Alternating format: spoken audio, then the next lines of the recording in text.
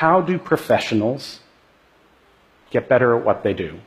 How do they get great? And there are two views about this. One is the traditional view. That is that you go to school, you study, you practice, you learn, you graduate. And then you go out into the world and you make your way on your own. That's how doctors learn. That's how lawyers do, scientists. Now the contrasting view comes out of sports. And they say, you are never done. Everybody needs a coach. The greatest in the world needs a coach. So I tried to think about this as a surgeon. Pay someone to come into my operating room, observe me, and critique me. It seems absurd. Expertise means not needing to be coached. So then which view is right? Turns out there are numerous problems in making it on your own. You don't recognize the issues that are standing in your way, or if you do, you don't necessarily know how to fix them.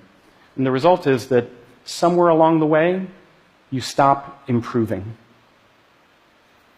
And I thought about that, and I realized that was exactly what had happened to me as a surgeon. So I asked a former professor of mine who had retired, his name is Bob Osteen, and he agreed to come to my operating room and observe me. The case, I remember that first case, it went beautifully. I didn't think there would be anything much he'd have to say when we were done. Instead, he had a whole page of dense with notes. Just small things, he said. Did you notice that the light had swung out of the wound during the case? Another thing I noticed, he said, your elbow goes up in the air every once in a while. That means you're not in full control. It was a whole nother level of awareness. He was describing what great coaches do. And what they do is they are your external eyes and ears, providing a more accurate picture of your reality. They're recognizing the fundamentals. They're breaking your actions down and then helping you build them back up again. After 2 months of coaching, I felt myself getting better again.